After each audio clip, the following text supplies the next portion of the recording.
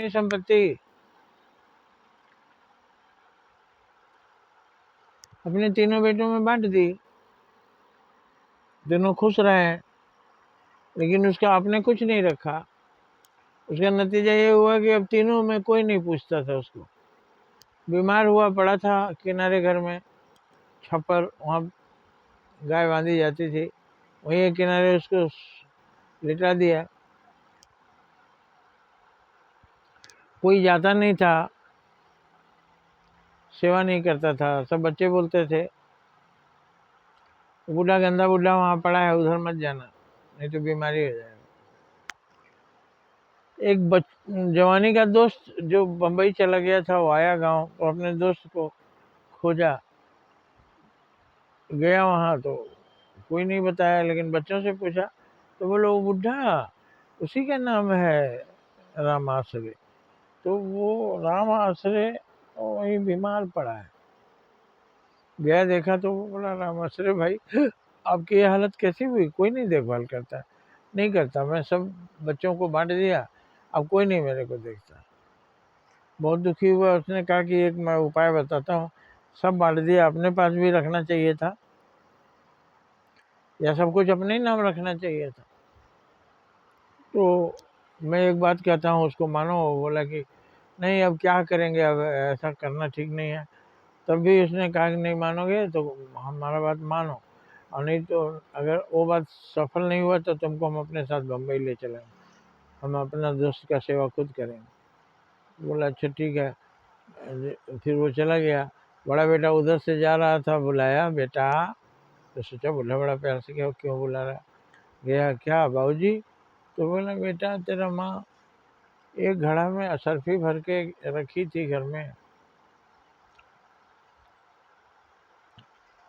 एक जगह गाड़ दी है, तो सोचता हूँ तू बड़ा बेटा है, तुझे ही दे दूँ। हाँ भाऊजी, हमको आप कितना मानते थे, कंधे पर पिटा के बाजार ले जाते थे, जो खिलौना मांगते देते थे, आप मेरे को बहुत मानते थे, हमको ही दीजिए।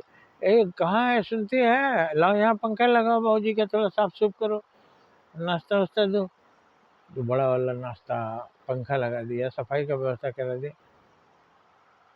यही बात उसने दूसरे बेटे से कही, दूसरा वाला भी वही किया। तीसरे से कही, तीन तरफ से पंखा लगा दिए और सफाई वफाई सब सुंदर ढंग से कर दिए, खाने पीने के दिन। लेकिन मौका निकाल कर सब पूछता था, भाजी असरफिया कहाँ रखा हुआ है एक घड़ा, भाजी असरफिया कहाँ रखा हुआ है, सब पूछते रहते थे। बता देंगे बेटा, अभी हम थोड़ी मर रहे हैं, बता देंगे। आखिरी में मरने लगा सब आके, एक पूछा, दूसरा आके, तीसरा, तीनों हिलाने लगा।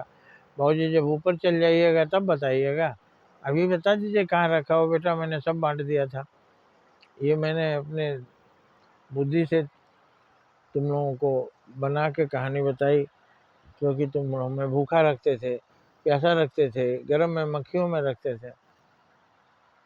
अब मैं जा रहा हूँ, तुम लोगों को जो करना होगा करना। उसके बाद वो बूढ़ा चल बसा। तो इस तरह जब तक लालच होती है तब तक अपने बेटे भी करते हैं। लालच जैसे ही लगता है कि सब कुछ दे दिया, अब नहीं कुछ है देने को, सब साथ छोड़ देते हैं। ये इतनी मतलब की दुनिया है। ऐसे लड़कों का भी पुराने उनके समय में बुढ़ापे में यही हाल होगा, कोई नहीं पूछेगा, जैसा तुम करोगे वैसा ही भरोगे। लेकिन भस्मासुर की तरह, शिव जी की तरह आप धोखा मत खाइए, इस तरह से मत दे दीजिए सबको कि आप स्वयं भिखारी हो जाइए, मोहताज हो जाइए। इतना दयालु मत बनिए, अपने ऊपर भी दया करिए, क्योंकि आप अपने ऊपर दया नहीं करेंगे तो दूसरा कौन आपके ऊपर करेगा। अपना ख्याल खुद रखिए, दूसरे रखेंगे क्यों? क्या गरज पड़ी है, किसके पास समय है? अपना ख्याल खुद रखिए, दूसरे रखेंगे क्यों?